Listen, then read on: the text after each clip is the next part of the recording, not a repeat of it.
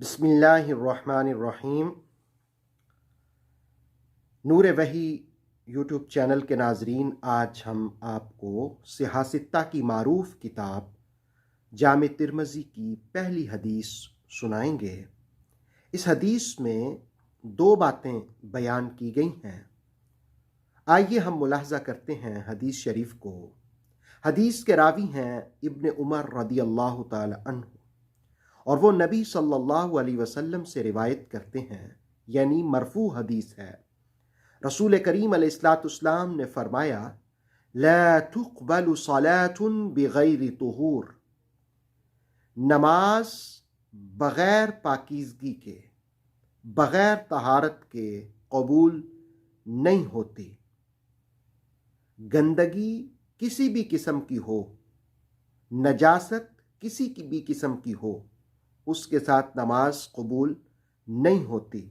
نماز کے لیے باغسل ہونا، وضو کا ہونا یہ لازم ہے۔ محدثین فرماتے ہیں کہ یہ حدیث نص ہے کہ نماز کے لیے پاکیزگی لازم ہے، فرض ہے، شرط ہے۔ رسول کریم صلی اللہ علیہ وسلم نے کبھی بھی نیور نماز کبھی بھی وضو کے بغیر نہیں پڑھی ہے۔ رسول کریم علیہ السلام کے سینہ نور پر اگرچہ آیت وضو کا نزول بعد میں ہوا، لیکن شامی کے مطابق رسول کریم صلی اللہ علیہ وسلم مکہ میں جب تشریف فرما تھے، تب بھی جبریل آئے تھے وضو کے احکام لے کر۔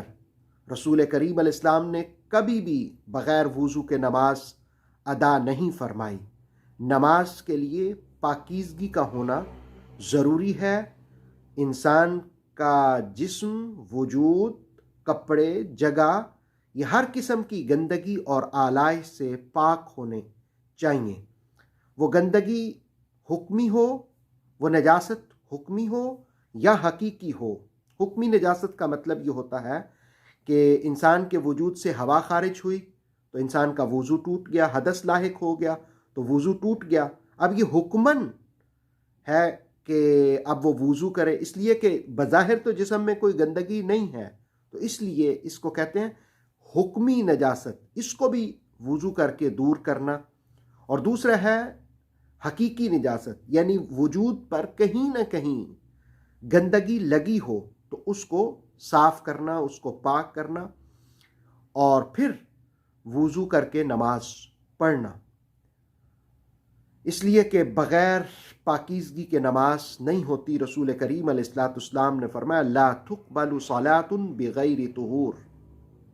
اور اگر کوئی شخص کسی ایسے مقام پر ہو جہاں پانی بھی نہ ملے اور تیمم کے لیے مٹی بھی اویلیبل نہ ہو، جیسے جہاز کے سفر میں، تو اس صورت میں جب پاکیزگی کی کوئی چیز بھی نہیں ہے تو تب بھی نماز کا وقت جا رہا ہو، احناف کے نزدیک تو مشابہت بالصلاۃ اختیار کرنا چاہیے اس وقت بھی۔ البتہ جس وقت پانی اور تیمم کے لیے یا مٹی اویلیبل ہو تو پھر وضو کر کے طہارت حاصل کر کے اس نماز کا اعادہ کیا جائے۔ لیکن جو مشابہ صلاح ہے اس میں قرات نہیں کی جائے گی، پڑھا نہیں جائے گا، صرف وہ ادائیں اپنائی جائیں گی تاکہ ایک تعلق قائم ہونے کی علامت قائم رہے۔ دوسری چیز جو اس حدیث میں بیان کی وہ یہ، وَلَا صَدَقَةٌ مِّن غُلُول، کہ کوئی بھی صدقہ غلول کے مال سے قبول نہیں ہے۔ غلول کسے کہتے ہیں؟ غلول کہتے ہیں کہ غنیمت کا مال ہو، اس میں سے خیانت کر لی جائے۔ محدثین کہتے ہیں کسی بھی امانت میں خیانت کرنا یہ غلول کہلاتا ہے۔ محدثین نے یہ معنی بھی اختیار کیا کہ یہاں حدیث شریف میں غلول سے مراد ناجائز مال ہے، حرام مال ہے، وہ مال جو غلط طریقوں سے حاصل کیا جائے وہ بھی مراد ہے۔ تو رسول کریم علیہ السلام نے فرمایا، وَلَا صَدَقَةٌ مِّن غُلُول، کوئی بھی صدقہ ناجائز حرام مال سے قبول نہیں ہے۔ مرقات نے بھی اور فتاوی رضویہ نے بھی۔ علماء کے حوالے سے لکھا کہ ثواب کی نیت سے مال حرام میں سے صدقہ کرنا انسان کو کفر تک پہنچا دیتا ہے۔